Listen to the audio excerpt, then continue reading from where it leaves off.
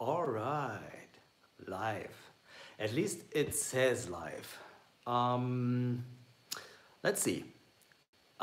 Today I'm gonna talk about the Godox AD400 Pro flash, which I have right here on the floor. And first of all, let's see if all the technical stuff is working. Let's activate the chat right here. Seems to be fine. I hope the audio is working as well. Please just everybody, welcome everybody. Let me know if the audio is working because I have an external microphone up there and I haven't used that before, so hopefully you can hear me. And just waiting for a quick feedback from you guys. Okay. For a quick feedback from you guys. Okay, it works. Wonderful. Ah, Bastian. Good to see you. Yes, this is an English live stream, obviously, because we're on the English channel. And I have made a video on this channel just a few hours ago. Just a second. About my workflow with the Capture One, and I showed you how I processed my files from the parkour project for Fujifilm. So if you haven't seen that, make sure you have a look at it. I guess it's pretty interesting. And what we're gonna do today, as I told you, and as you can see in the description, we're gonna talk a little bit about flash photography. And actually a few days ago, maybe 2 weeks ago or something like that, I received my Godox AD400 Pro flash with the remote for Fujifilm. And I think it's a really great product, and I thought it would be great to show you a little bit about the capabilities, how it works, and get your questions on that answered as well. So that's what we're going to do now. I think, yeah, we will need about 1 hour for that at least. Depends on your questions as well, of course. And yeah, let's get started. I'm gonna finish my coffee now that I have over here. And then we're gonna have a look at what's in the box. And I'm gonna tell you a little bit about it, and then we're gonna use it, and I'm gonna show you how this thing works. So if you're interested in flash photography but you haven't got a flash system or a studio flash yet, or a portable flash, I think Godox is a pretty good company, and you should have a look at their stuff, because I like the way it works. I like the way they design their products, and I also like that you can shoot TTL with that. So until recently, I have used my old Canon flashes with the Fuji system. Let me show you how that looks. It looks like that. So I have the old the good old speedlights for 430 EX and EX2. They just don't break. I mean, I have them for, one of them I have at least for 10 years or something like that. And once I dropped it on the street from this height, and it survived. So yeah, I still use it every now and then. And by the way, I have the MagMod system on up there, which is pretty awesome, but we're not going to talk about that today. But you see all the cabling and stuff.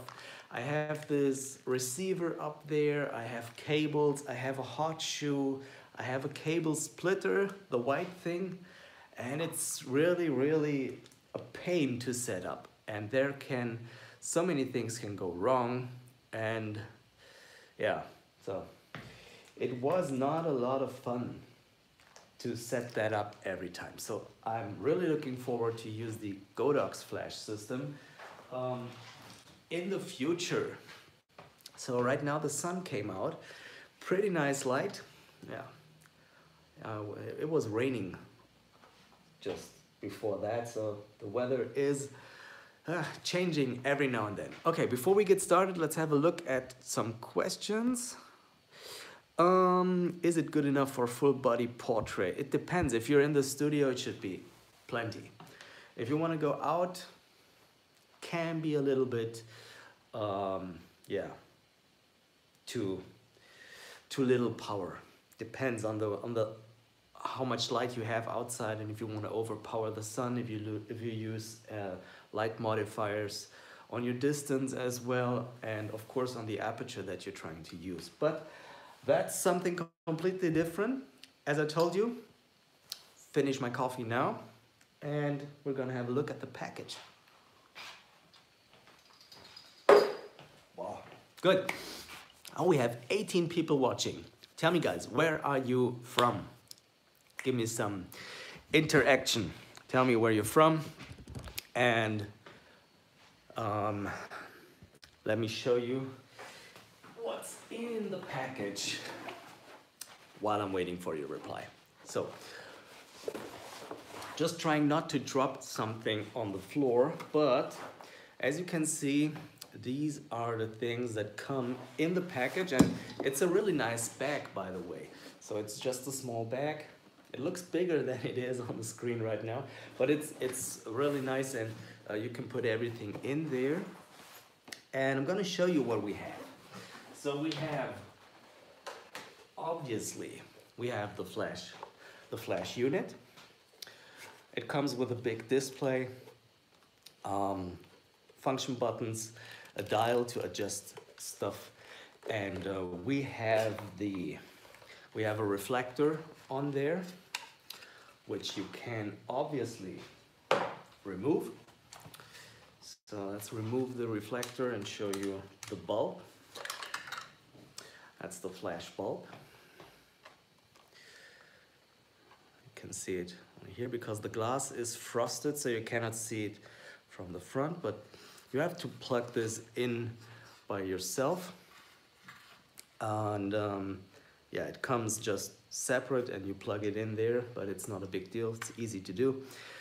And you get this reflector with the cup to close it.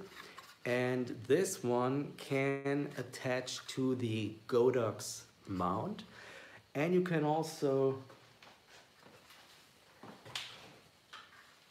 take it apart because it comes with this part on the back. So yeah, it's a two-part piece. So if you decide to use it with the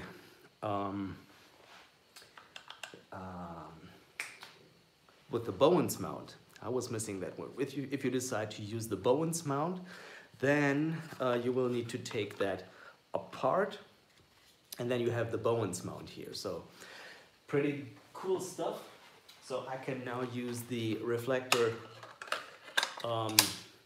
even though I have the Bowens mount ring mounted to the flash. So that is that. Then we have a battery. The battery is pretty small. It's just this little thing. And I didn't find out yet how to see the charge status because it has LEDs, but there seems to be no button. So maybe I'm just not able to find it, but yeah. Anyway, it doesn't matter because you attach the battery here.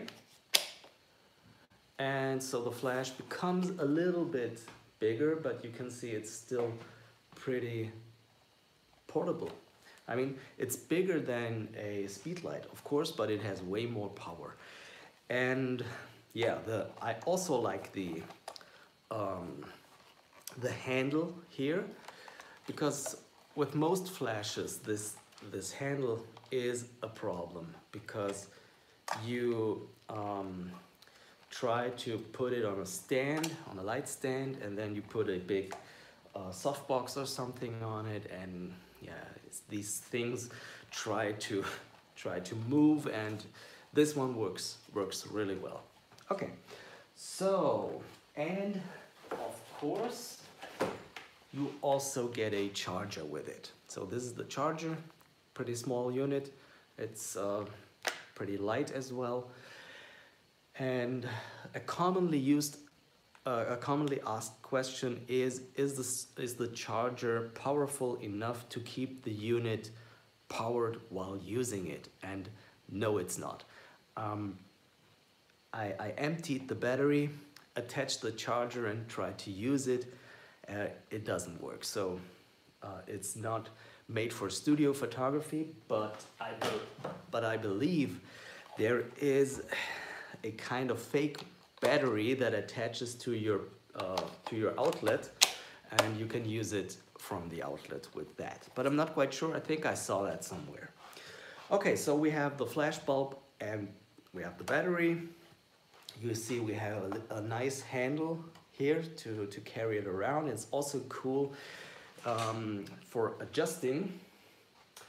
Let me put it on a stand. Just a second. So you see what I mean? Put this thing on a stand. Okay, so if you're trying to adjust your angle, it's always good to have a little handle in the back. And I mean, you could also remove it. It's attached with screws, so it's not a big deal if you don't like the handle. Let me just rearrange my light, just a second.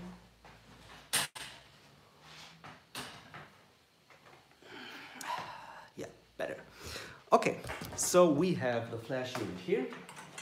And now let me show you what you can do with that. I think the problem now will be, yeah, everything is the wrong way. So you cannot even read Godox here. So if I turn the display on right now, I'm gonna power on the unit, push the power button, and then you have to turn this wheel. And I'm now gonna turn off the light because, yeah, doesn't look that good. It's also not nice to be directly next to the light. So we have this really powerful 30 watts LED light, and you can do a lot with that. But the problem is, if you're trying to use it for video, that once you get up with the power, the fan starts. So it's gonna make a noise, and I'm just gonna turn it on again so you can hear that. Hopefully, you can see the light is really bright, and once you attach the reflector, it becomes even brighter. So this is a 30 watt LED, and you can do a lot with that. You can also use it obviously if you don't want to use the flash, or you just want to light something, or you're in the dark and you want to set up everything. So it's quite nice to have, and you can also adjust the power to be proportional to your power output, or you can set a fixed value, or you can put it to the maximum value, whatever you want. So you get some choices. Okay, so that's basically it. First of all, we're not going to go through the menu right now, but the best thing about this whole system is the TTL support and the remote. So you get all the controls from your camera.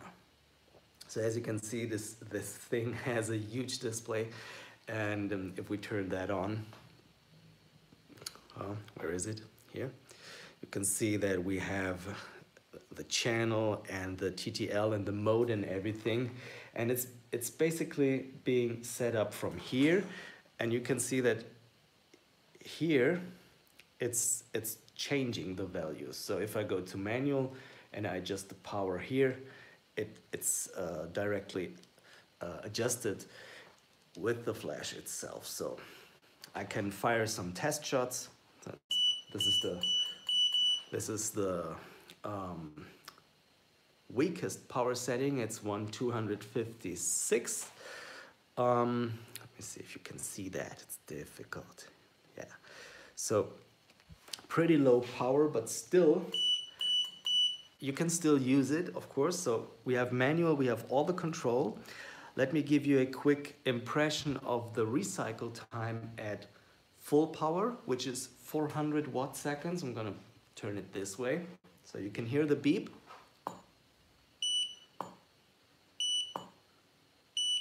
So that's pretty impressive. And once I get down to half power, you can shoot really fast. So, I mean, at quarter power, there is almost no delay. So you can get 3 to 4 flashes in a serial without any issues. Yeah. So this thing is really fast. And as I told you, the cool thing is that it can use TTL wirelessly. And it's all controlled with this unit. So another cool thing is that it uses 2 AA batteries. So you don't have to look for any kind of special batteries when you're out shooting and something, yeah, you forgot your batteries, you can get them anywhere. Let's see if there have been any questions. No. Okay, so you're just listening. So we have people from Iraq and Hamburg. That's nice.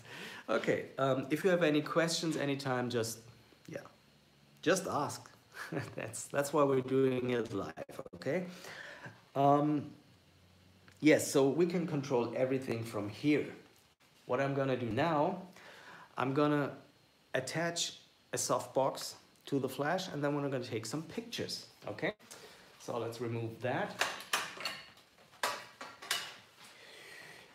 I got a pretty huge softbox right here, but it's gonna be fun. Look at this thing. Now you can see what I mean with the handle, because it doesn't move, okay? So you adjust the angle, and this thing is getting pretty heavy now. So you adjust the angle. That's live, okay? So yeah, I've used that before. It really doesn't move if you do it the right way. So we have this huge softbox here with the flash. Gonna turn it on. It is still on. Gonna now use the modeling light. And I'm gonna show you now how the TTL stuff works, because that's the main thing, you know. With flash photography, it can be pretty difficult, or I mean, some people are really afraid about flash photography because setting up the flash manually is something that, I mean, it isn't that hard, but a lot of people are really afraid about that. So I'm gonna show you the TTL function right now, okay? So let's get this set working. Have to move the camera a little bit because so you can see something. Nope, we want to go here. Okay, I think that's fine. And we're gonna shoot this dog, okay? Put it straight here. I will use the X-T3 for that. Let me show you the settings real quick. What I'm gonna do right now, just attach this transmitter. And what we're gonna do now, we're just going to use the TTL mode. So I'll push the mode button, have the exposure correction on 0. And I'm gonna use a low ISO, gonna put it to 200. Gonna use 1/250th of a second, exposure correction to 0, And let's say we want to start with f1.4. So we want to shoot with an open aperture. And just like that, I'm going to take a test shot. So there's nothing more than what I showed you. And look at the image.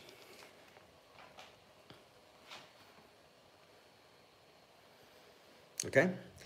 It doesn't look as good because as it really is, because the problem is, you know, if you film, hold on,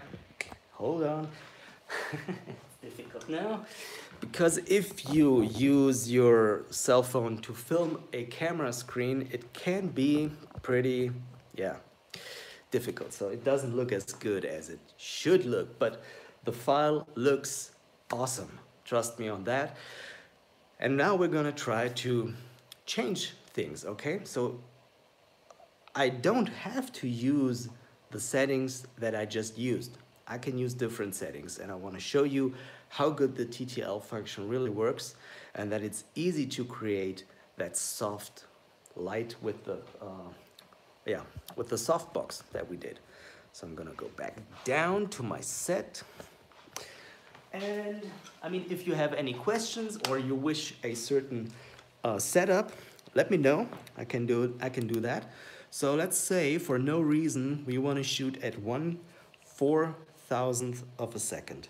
Okay, I hope you can see that. I want to use that shutter speed. I'm gonna do the image one more time.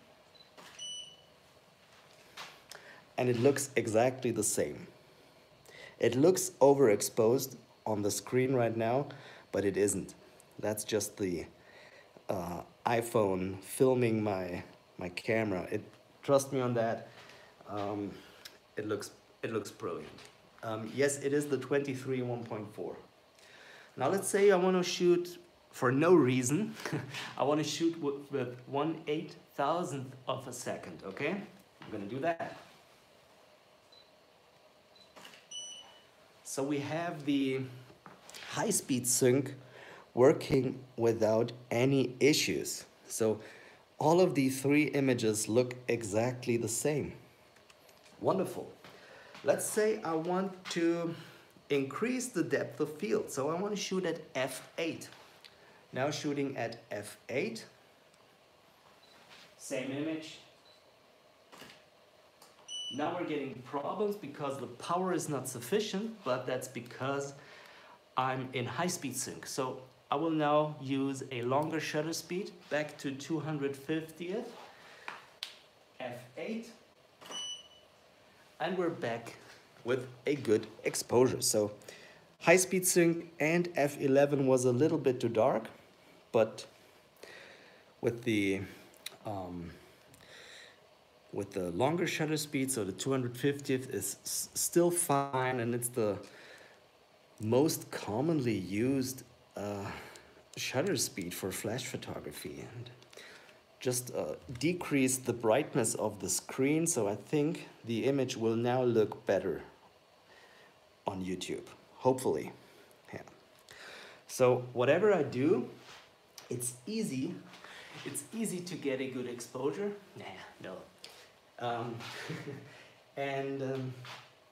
The TTL does everything for me. So I now want to play with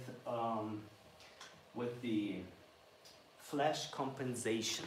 So I'm gonna do that now. Just a second. I want to play with the flash exposure. So I'm gonna increase the flash power with that, and I'm gonna do that right here. So I'm just gonna use that wheel and use +1. It's probably gonna be too bright, but we're gonna test that. Hold on. Yes. So you now see a brighter image. You can also, I mean, it's easy. You don't have to use the manual mode. For that scenario, manual would be really easy. I mean, it would not be a huge problem. I mean, for me at least, it wouldn't be a problem at all. But once you're out shooting and the distance from your subject to your camera is changing constantly, TTL is really a big help. So you can use the exposure compensation from up here. And I can also turn off the modeling light, for example. Just a second, where is that? Yes, it's here. So I can turn on and off the modeling light from my remote. Okay, so all of these are really nice functions, and they make this flash really something that you can set up really quickly, and you get a good exposure, the right exposure with the first shot actually.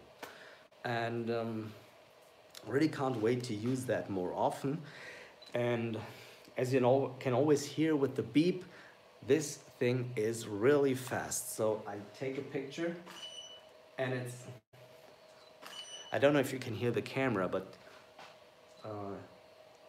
it's like no delay. Okay, so I can now try a picture with f/16.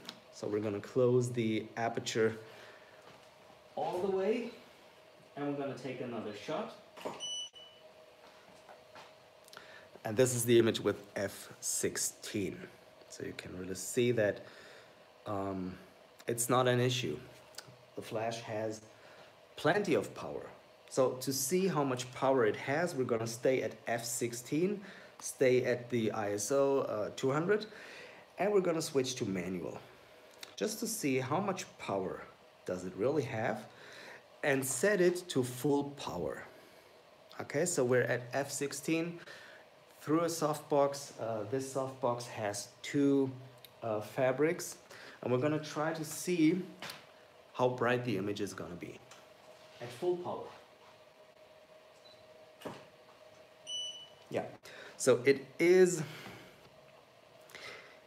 close to what we just had, but it's a little bit brighter. So almost overexposed, but still okay. Yeah, but you know, f/16, two fabrics, big softbox, low ISO, all of these are things that make the flash use more power, but it's still capable of getting the job done. So for most kind of scenarios, I think 400 watt-seconds is enough. And if not, I mean, you could increase the ISO and have effectively double the double power, which would then be really enough for almost everything. Okay, I mean, if you want to overpower the sun with a softbox, then increasing the ISO is not something that would help you, but in the studio, yes, that would be possible. Okay, do you have any questions right now regarding the Godox AD400 Pro flash? Have you ever used flash photography, or is it something that you don't need or don't want? Pretty excited to hear about that. Gonna turn off the modeling light, because then the fan will turn off. I don't want to hear that.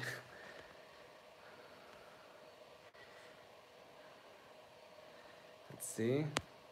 There are no new questions. But the stream is still working. I can see it over there.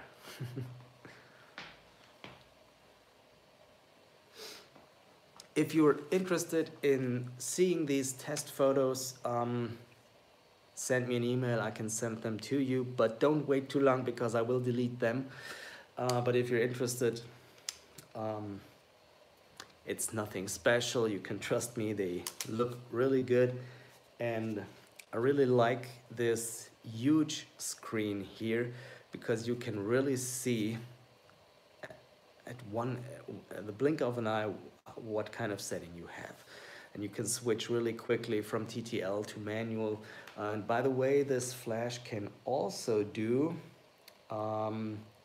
strobe mode. Let me show you the strobe mode. I'm just gonna put the camera away.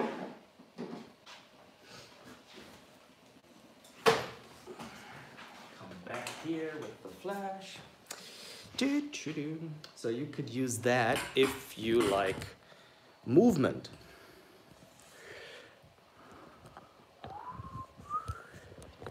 Sorry. Fighting the tripod here. But I'm missing some arms. It's not that easy to do a live stream on your own with all that equipment. So let's go into the multi-function, is it? I can show you that. It looks like that. So you can adjust power, number of flashes, and flashes per second. Okay, so I'm just gonna show you something that you can do with that. Let's say we want 20 Hertz, so 20 flashes per second, and we're gonna reduce the power so that we can then, come on, increase the number of flashes. So what I set up now is we have 40 flashes and 20 flashes per second. So this will go for 2 seconds. Okay? That's a lot of fun. I think it's not only nice for photography, but maybe if you run your own nightclub or something like that, you should be getting that. Yes, well, I mean, you can use that flash indoor, you can use it outdoor.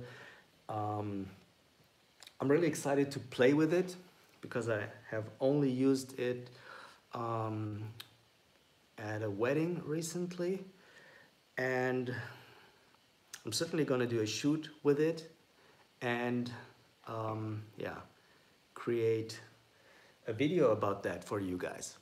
I think that might be interesting to see what you really can do with it. And honestly, most of the times, if I need to be quick, I can also just use an umbrella.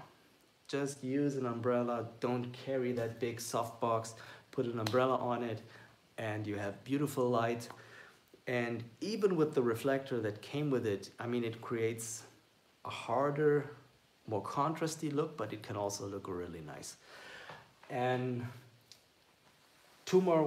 just some more words about the strobe mode that I just showed you, this one. You could use that for movement. So if you take a longer exposure and, okay, forget the talking. I'm gonna do something, okay? Let's try to get a cool image with the strobe mode so you can see what I mean, okay? Set up my iPhone, okay? Then use the camera, and I now need to get, we're gonna do 1 second exposure and reduce the number of flashes to 20. Let's see.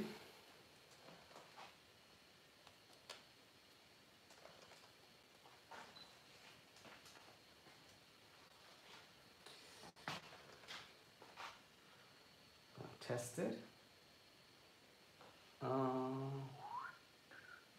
Just a second.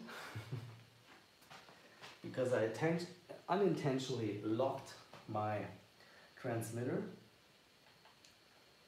Okay, let's see. Okay, so that works. And what I'm gonna do now, I'm gonna create a picture which shows you what the strobe mode can do for you. So I want to have my hand here. Let's see if that works. Actually, it was not what I was intending because it is too bright. It's too bright. Just a second. I'm still there. Don't worry.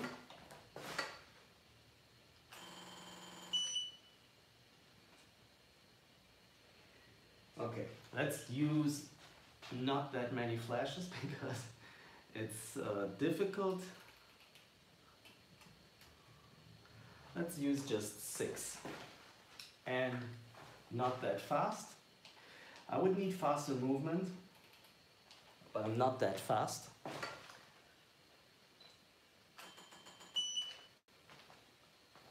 Okay, now once the image is a little bit brighter, then I'm happy. Okay, so hopefully you can see that. No, now it's too dark. I need a light assistant. Okay, now it should be fine. Okay, let's go down with the brightness of my screen. Maybe that helps. Can you see that? Why is it not showing? Oh yes. Yeah, it's so difficult to show you, but I think you get the idea. So you have multiple exposures in one shot. So that would be great for all kind of movement, you know, for dance, for sports. Yeah, there can be a lot of ideas in which you can use it. Also for experimental photography, you know, like water drops or whatever. Yeah, exploding water balloons, or yeah, I mean, it's your job to be creative. I'm just showing you what the flash can do right now. And I mean, it's amazing what this thing pulls out of the battery. I didn't expect it to be that fast, but you can also use that for faster paced shootings. Okay, so good thing. So let's see what kind of questions here. The pricing, I'm not really sure about pricing. I don't want to tell you something wrong because I actually don't know right now, but you will find that out easy. At least the value for the money is really good with the Godox flashes, and it's not their only flash. They have some other flashes that are really also pretty interesting, but what you get for your money is amazing. And I mean, what I really like about this flash as well is that the unit is so small.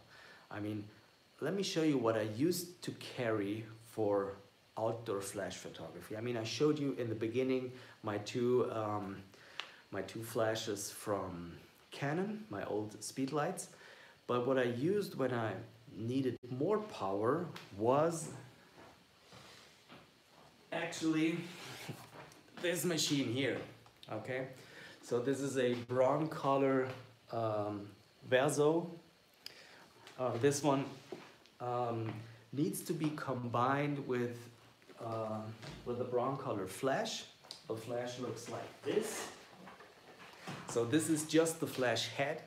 There's no electronics in there. So, I mean, look at that size comparison. It's crazy, right? So there is nothing in there, and it's the same weight like the Godox. And I mean, the brown color puts out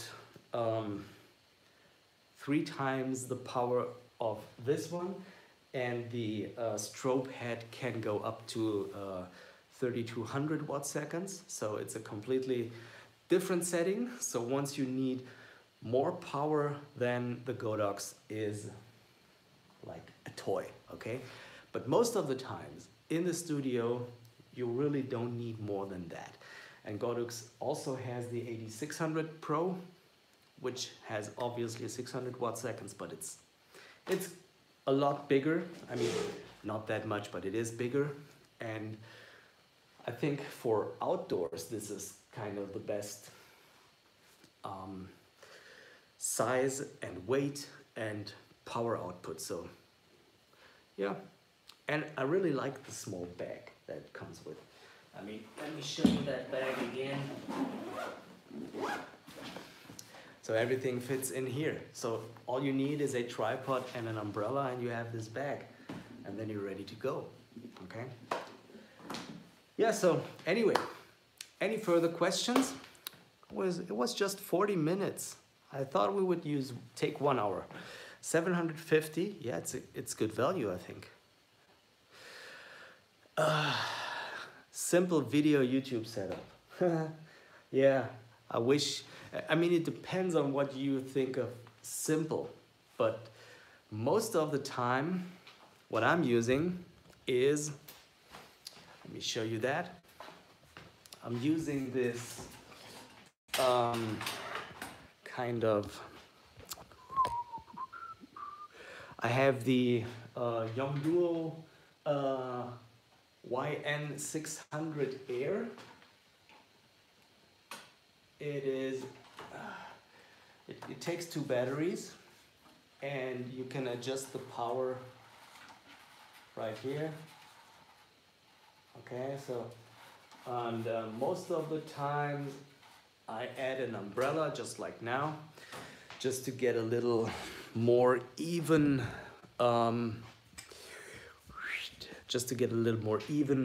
light. And sometimes I also like to add like a little effect light, and I have some more LED lights just to give me some blue, red, or whatever it is in the background. Sorry.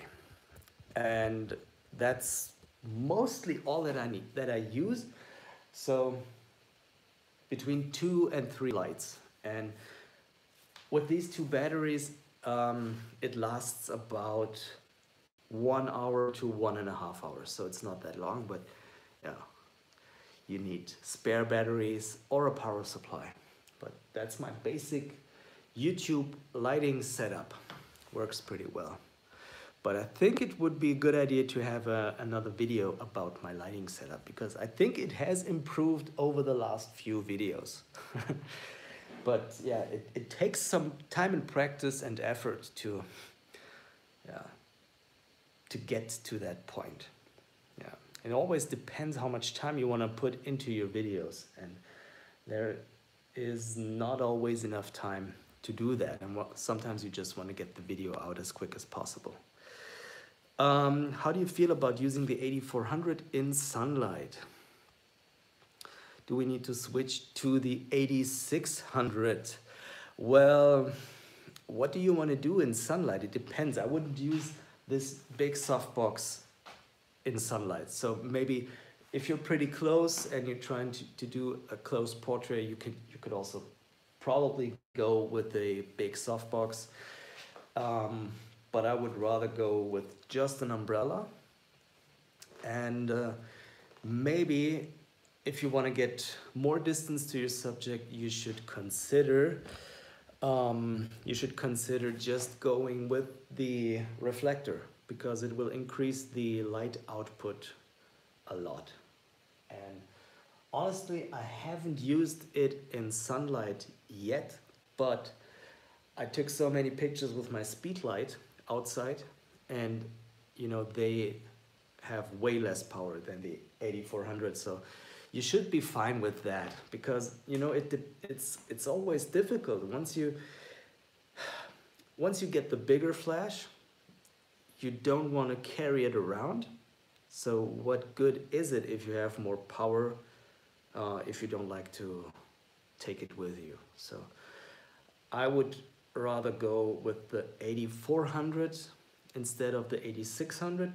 But on the other hand, if you have more power, you always have the option of using it. If you don't have the power, you might have a problem in some situations. So yeah, I mean, the 8600 is the safer choice if you need more power. But I've yet to test the 8400. But I just wanted to get some information out to you guys earlier, because it takes some time for me to test it outdoors, to create another video about that. And yeah, you know, time is always the issue here. Do we have any further questions? Do you want to know something else? I mean, It should be somehow related to the topic of flash photography or lighting, but let me know. I'm gonna take some more minutes just to see if everything is fine with you guys, and this video will stay online as well. If you're interested and you haven't checked it out yet, I have a video about my post-processing of the parkour shots I made for Fujifilm. I'm going through my images, show you what I did with them, and it's the latest upload on my channel if you haven't checked that out yet. And by the way, also I have now finished my X-T3 video training about the menu setup, and I will explain everything I know about how to set up the Fuji, and it's not only valid for the X-T3. I think the menu is 95% is the same on all Fujis. So if you're confused about some setup points in your Fuji X camera, this might be a good thing for you to consider. Currently, you can only get the video through my Patreon site. I have pasted a link to that in the chat, so scroll up to see it. And you can get the video there. It's not free, but I think it's a fair price. And yeah, once you decide to get the video, I will be notified and I will send you the link to the video, which will hopefully be helpful. I'm sure it will be helpful. I mean, it's not a workshop which covers the foundations of photography. So if you don't know how to use an aperture or what ISO and shutter speed means, then this video will be pointless. But if you need some help setting up your camera, it will be really helpful. Yeah. Okay, it seems that you don't have any further questions. So I'm gonna end this video right now.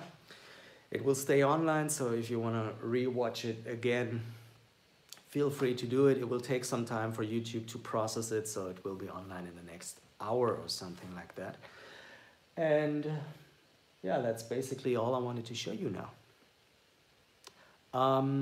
Yeah, good question. The video is currently not available in German. First, I want to see how many people will be interested in this video in English, because the English audience is way bigger than my German audience. And it's so much effort to create the video. I mean, I spent probably 2 days or 2.5 days for that 2.5 hour or something. I think it's more than 2 hours long. It's not gonna happen in German anytime soon. If you're lucky, maybe in January or something like that. But I'm gonna just stay with the English version for now. I have already recorded a German version for the XH1, so I'm probably gonna cut that and release it as well, but I'm not gonna redo the X-T3 menu system in German anytime soon, probably, unless I'm really bored, which doesn't happen too often. Yeah. So make sure you also follow me on Instagram, like some of you already do. I mean, I know some of you guys. And yeah, feel free to comment or send me a mail if you have any questions. Thanks for watching. Go out, take some pictures. Don't spend the whole day in front of your computer like I do. Have a good day. Thank you. Bye.